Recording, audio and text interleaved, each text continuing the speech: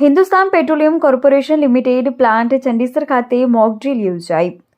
બનાસકાંઠા જિલ્લાના ચંડીસર ખાતે આવેલા HPCL Hindustan Petroleum Corporation Limited પ્લાન્ટમાં emergency response disaster management mock ડ્રીલનું આયોજન કરવામાં આવ્યું હતું, જેમાં અચાનક આગ લાગવાથી ઉદ્ભવતી આપતકાલીન પરિસ્થિતિમાં કેવા પગલાં લેવામાં આવે છે તેનું લાઈવ ડેમોન્સ્ટ્રેશન કરાવવામાં આવ્યું હતું. એચપીસીએલ ચંડીસર ખાતે અચાનક આગ લાગે તો પ્લાન્ટ મેનેજમેન્ટ અને વહીવટીતંત્ર કેટલું સજાગ છે તેની ચકાસણી માટે હિન્દુસ્તાન પેટ્રોલિયમની ઇમરજન્સી રિસ્પોન્સ ટીમ દ્વારા મોક ડ્રીલ યોજવામાં આવી હતી. આ મોક ડ્રીલમાં 9 નંબરની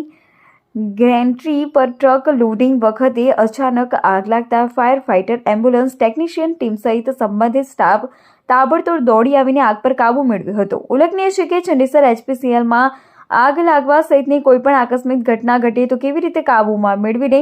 જાનમાલને થતું નુકસાન અટકાવી શકાય તેની પ્રત્યક્ષ મોક ડ્રીલ મહિને એકવાર ઇન હાઉસ તથા દર વર્ષે ડિસ્ટ્રિક્ટ ક્રાઇસિસ ગ્રુપને સાથે રાખીને યોજવામાં આવે છે. આ મોક ડ્રીલના કાર્યક્રમમાં હેલ્થ અને સેફ્ટી ડિપાર્ટમેન્ટ મહેસાણાના આસિસ્ટન્ટ ડાયરેક્ટર શ્રી NI મેવાસી, અધિકારી શ્રી SA ગામેતી, મામલતદાર શ્રી, આરોગ્ય અધિકારી શ્રી, ખેતીવાડી અધિકારી શ્રી,